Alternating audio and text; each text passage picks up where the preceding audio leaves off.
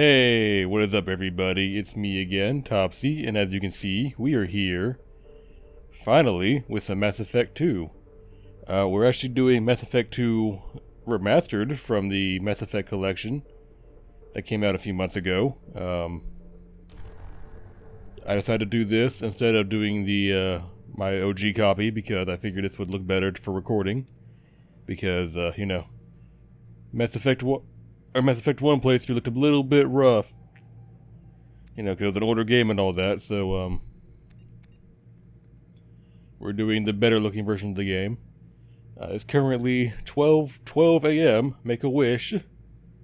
And, I'm fucking tired. But what am I not tired, you know? I'm just been one of those weeks so far. Let's see, let me make sure everything's still the way I left it. Motion blur off, film grain off. Gameplay. Subtitles on, autosave on.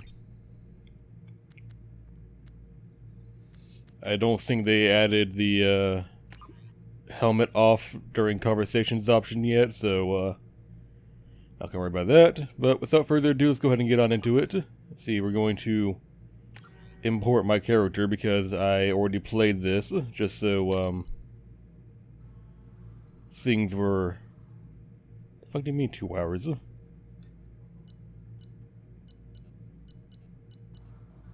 2 hours? That doesn't mean it was... Whatever. Whatever.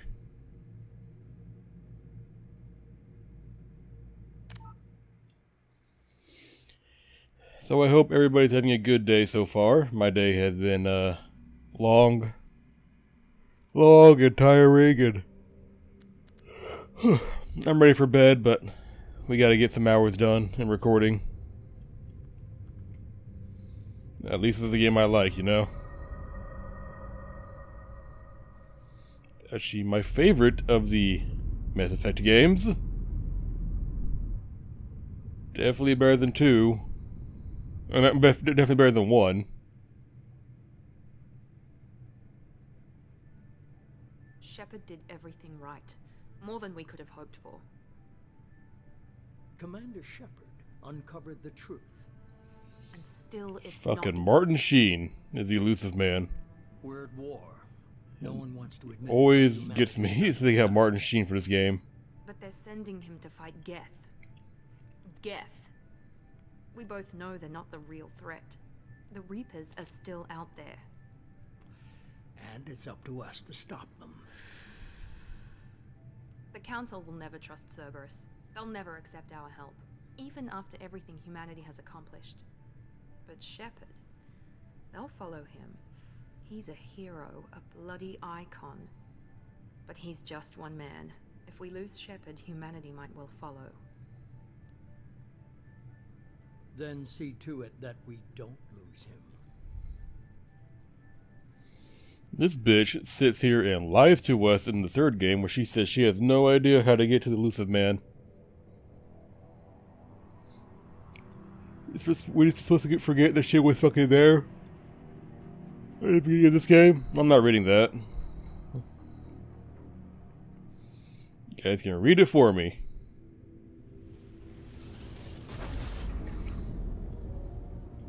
So a few months ago I played Mass Effect 1 Remastered on Twitch, and I perfectly recreated the first playthrough, the original playthrough. You know, redid all those same decisions and all that. Just so things were, you know, accurate for when we finally got around to playing this on YouTube, which is now. We're wasting our time. I think the only thing I did different was I changed my character because I forgot what he looked like. 3 ships went missing here in the past month. Something happened to him. My money's on slavers. So our Shepard might look a little bit different. Picking up something on the long-range scanner. Unidentified vessel. Looks like a cruiser. Doesn't match any known signatures. It's fucking giant, by the way. Now on intercept trajectory. Can't be. Stealth systems are engaged.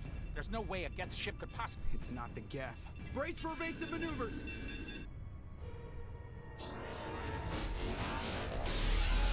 I love Joker's evasive maneuvers, Joker. You just fucking hit that.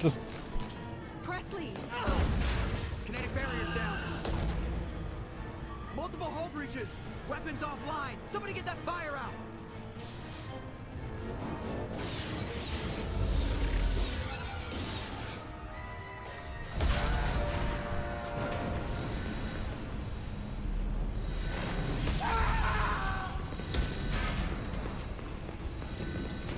Oh, Liara, my blue goddess.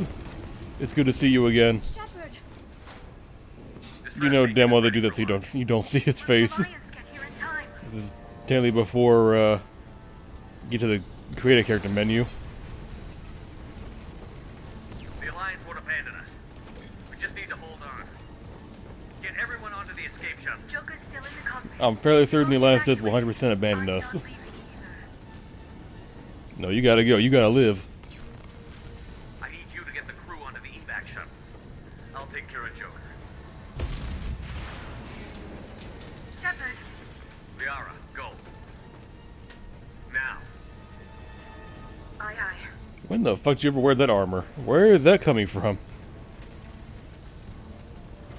We never see her in that again, ever. Everybody in! Go, go, go!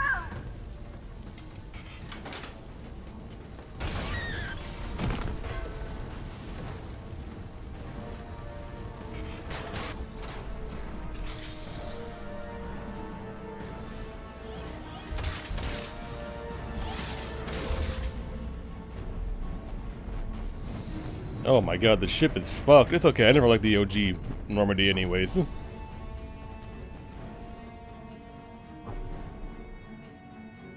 The OG ship was never my favorite. Mayday,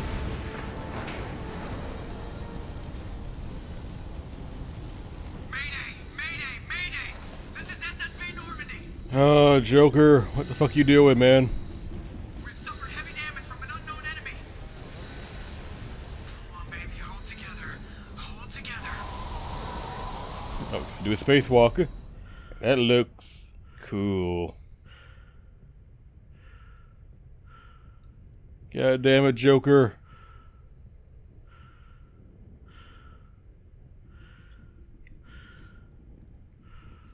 How fucking long did this ship have AirPods? Like AirPods.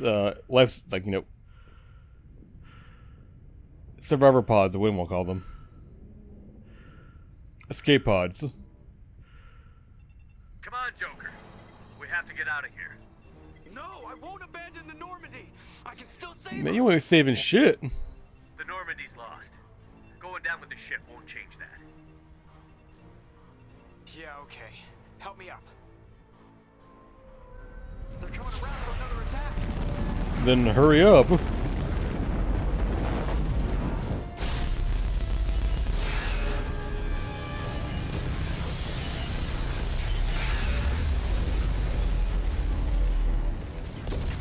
Need more of your fantastic basic maneuvers that get us hit every single time.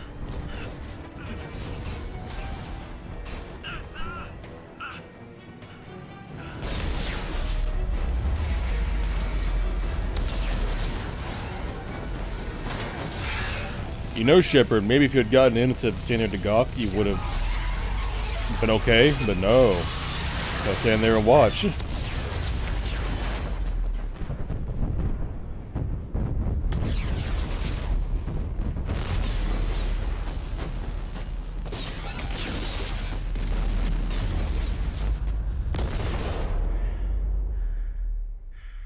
We also somehow don't get caught in the explosion. Don't know how, but that's what we just don't get caught in it.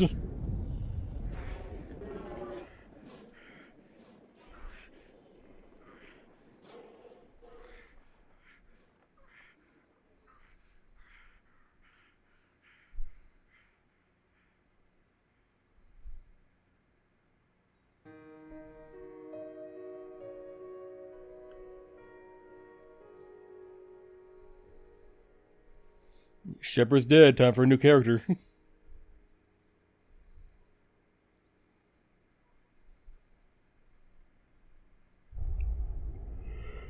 What an opening. I remember that when I first saw that. My first playthrough ever. It's fucking tilted. You know what? Why not? We might as well. It's been a year since we played the first game. People might need a reminder of what went down. Just another routine mission. Why do they always say that before a mission? Of course it's routine. You haven't done anything yet. It's everything that happens along the way. The choices you make, the paths you choose, that turn the routine into anything but. Of course, that's how it started. A routine mission, answering a distress call. And look where that got me. We were testing out the Normandy, Captain Anderson's new ship, when the distress call came in. An Alliance patrol on Eden Prime had been attacked. They'd seen something they couldn't explain. And whatever it was massive. I hit the ground with my lieutenant, Caden Olenko. A good kid, loyal, by the book, with a talent for biotics. We came across the lone survivor. Olenko is older than Shepard. Ashley Williams. I think that should be mentioned. Tough, disciplined, ready to take on whatever came her way. Ashley joined up with us and took us to the spot where she lost her squad. That's when we saw it. The ship. Like nothing I'd ever seen. It was massive. Ashley, I guess, give no fucks about. Fuck her. Around it as it blasted away. We followed the path of destruction to an artifact. A beacon left by a long-dead race called the Protheans. The colony had dug it up, and whoever attacked them had tried to take it. Chief Williams made the mistake of getting too close. It hit her with some type of energy. I grabbed her and threw her out of the way. That's when it hit me. Hard. Every muscle in my body went rigid. I couldn't move. Could barely breathe. Everything went black. And then I saw something. A vision. Dream. A nightmare. By the time I woke up, we were halfway to the Citadel on our way to meet the Council. I was expected to explain what I'd seen. Anderson came along. So did Adina, our political representative on the Citadel. With those two heavyweights... No, I never really fully understood how long it takes to travel in this series. I feel like in-game they always made it feel like it's instantaneous, but like there were cutscenes where like they make it feel like it takes time to travel. What is that black? What is that? To suggest that the ship was connected to Saren. But even oh, never mind. Okay, I was like, what the fuck is that? To convince the Council. They just couldn't believe one of their chosen elite specters could be guilty of something like that. They needed proof, which meant I needed proof. Fortunately, I wasn't alone in my search. Garrus, Rex, Tally wanted to help. A top agent for Citadel Security.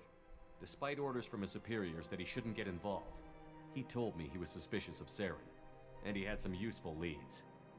More importantly, he was willing to share them. That led me to Rex, the biggest, nastiest looking Krogan bounty hunter I'd ever seen. He turned out to be more than just a brute. It was his intel that led to a fugitive with incriminating evidence on Saren. The fugitive turned out to be an energetic little Quarian named Tally. A tech expert with a knack for hacking, she'd procured some information on Saren. Evidence that proved Saren was dirty. Tally's evidence proved that Saren was responsible for the massacre on Eden Prime, and that the immense warship we'd spotted was in fact Saren's flagship. But it went much further. Saren was trying to find a way to bring back a race of sentient machines from dark space. Machines allegedly responsible for cleansing the galaxy of all organic life. These Reapers were blamed for wiping out all life 50,000 years ago, including the Protheans, then disappearing back through the mass relays to dark space, leaving no trace they'd ever been. That explained why Saren was after the beacon, and it made some sense out of my visions. But not much else. We couldn't convince the Council that the Reapers were a threat, but they agreed Saren had to be stopped. They stripped him of his Spectre status and gave me the honor of becoming the first human Spectre. My first task? Bring down Saren. Anderson decided to stay behind, giving up his ship, the Normandy. He told me I would need it more than he would. He also pointed me in a direction. Liara, a Prothean expert. My queen. And maybe most importantly, I love you forever, Liara. Saren's top lieutenant. And like most Asari, as beautiful as she is intelligent, and born with a unique ability to meld with other species. Liara was able to help me decipher some of the vision the beacon had given me. Nothing concrete, but it gave me some clues. And a new appreciation for the Asari. Her technique for accessing my vision was unexpected, but not at all unpleasant.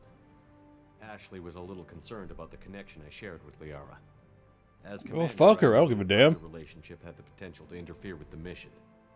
I told Liara about how I felt. Apparently, she'd felt it too. But we agreed we wouldn't let it get in the way of our mission. Finding Saren. Thanks to Liara's help, we had our next lead. Benezia. Saren had taken her to Novaria, where he'd enslaved a dangerous race of insect-like creatures, the Rachni. He ordered Benezia to use the same technique Liara had used on me to extract information from the Rachni Queen. The Queen's drones were everywhere, and they weren't happy. We had to fight through hundreds of them to get to Benezia. By the time we arrived, Saren was gone. With the information. I tried to reason with Benezia, but Saren had indoctrinated her. He had somehow acquired the ability to control people's actions and wills. Benezia wouldn't surrender, and Liara was forced to watch her mother die in her arms. And I was left with an angry, dangerous Rachni Queen to deal with. She claimed her drones would do no harm if I released her. But the Rachni had terrorized the galaxy before. I couldn't do it. I wouldn't doom an entire species for past sins. And the Queen was true to her word. She left and took her army of drones with her. With Saren's top lieutenant dead, it was quickly running out of time and places to hide. I tracked him down at his base on Vermeer, but we soon learned it was more than a base of operations. Wait, did we just skip Pharos? Saren was breeding an army of Krogan. He'd found a cure for the genophage. Were they not paying attention, or did we totally skip over Pharos? Taking over the galaxy. But the Krogan Saren was breeding were slaves. Mindless beasts that obeyed Saren's will. I had to destroy the base. Oh my god, Rex, what'd they do to you, my man? Rex disagreed. Violently. Rex wanted the genophage cure for his people. I tried to convince him to help me destroy it, that these Krogan weren't real. But he wouldn't back down. Fortunately, Rex is smarter than he looks. He realized this wasn't the way to help his people, and that Saren was the real threat. When we finally got to the center of the base, I realized just how close Saren was to completing his plan. He was already in communication with the Reapers. Sovereign, Saren's flagship we'd all assumed was just a ship, was a Reaper. It spoke to me, threatened me. I could feel the menace it had for every living thing. It wanted me dead. It wanted us all dead. And I knew it was capable of doing just that. What I couldn't understand was why Saren would help it. But there was no time to think about it. Sovereign knew where we were. We had to destroy the base and get the hell out. I split up my team in 2 squads, sending Ash with one and Caden with the other as a distraction. We had a nuke, and we planned to use it. Before we could detonate the bomb, Saren showed up. We fought. I stalled him to make time for my team. And in talking to him, I realized the truth. It wasn't Saren who was indoctrinating everyone. It was Sovereign. The Reaper. And Saren was in deeper than all of them. He tried to convince me he was still in control. Said he found a way to reduce the Reaper's influence, but he was kidding himself. Or believing the lies Sovereign was telling him. Before I could convince him to stop, he ran, leaving me just seconds to extract my squad mates. I tried, but I wasn't fast enough. I could only save one of them. Yeah, that's not the order of the events that happened, but whatever. And a great soldier. But I had to choose. And I chose Caden. And I don't regret it. Saren would slip away from me. I knew then, the next time we met, one of us would die. With my team mostly intact.